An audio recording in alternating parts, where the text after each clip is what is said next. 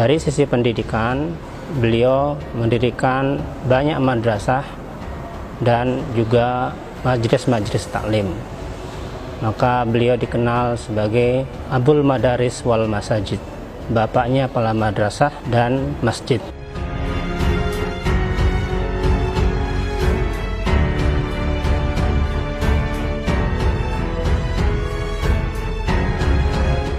Maulana Syekh Tuan Guru Kiai Haji Muhammad Zainuddin Abdul Majid juga berperan dalam kegiatan-kegiatan atau program pemerintah baik di bidang kesehatan maupun sosial, menginisiasi kegiatan vaksinasi pada masyarakat ketika pada saat itu vaksin merupakan suatu hal yang kontroversial dari program pemerintah, tetapi beliau pada saat pengajian melakukan vaksinasi di depan jemaah sebagai bagian dari ikhtiar ketika pada saat itu ada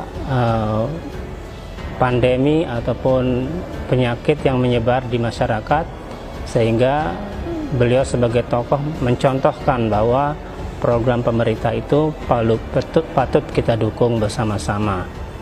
Ini relevan dengan kondisi kita pada saat ini, yaitu pada masa pandemi COVID-19.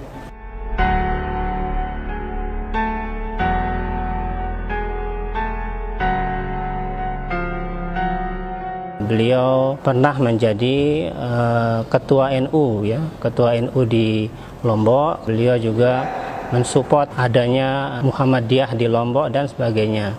Beliau juga bekerja sama dalam misalnya pembukaan atau pendirian Yayasan Rumah Sakit Islam di Mataram. Interaksi beliau dengan tokoh-tokoh non-NU baik di tingkat lokal maupun tingkat nasional itu sudah terekam di berbagai sejarah bahwa beliau sangat terbuka, ya, terbuka dari sisi interaksi dengan tokoh-tokoh di lintas ormas.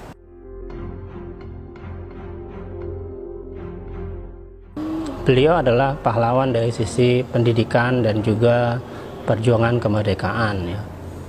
Jadi warisan beliau adalah madrasah-madrasah yang jumlahnya ribuan, kemudian jamaah-jamaah dan majelis-majelis taklim.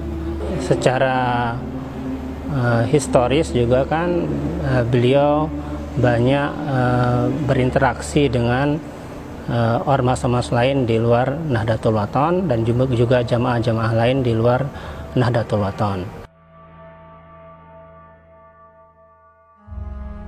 Tahun 1945 setelah Indonesia merdeka, pada saat itu memang ada keinginan daripada tentara Nika, ya, datang ke Indonesia, baik itu di Pulau Jawa maupun di Pulau Lombok.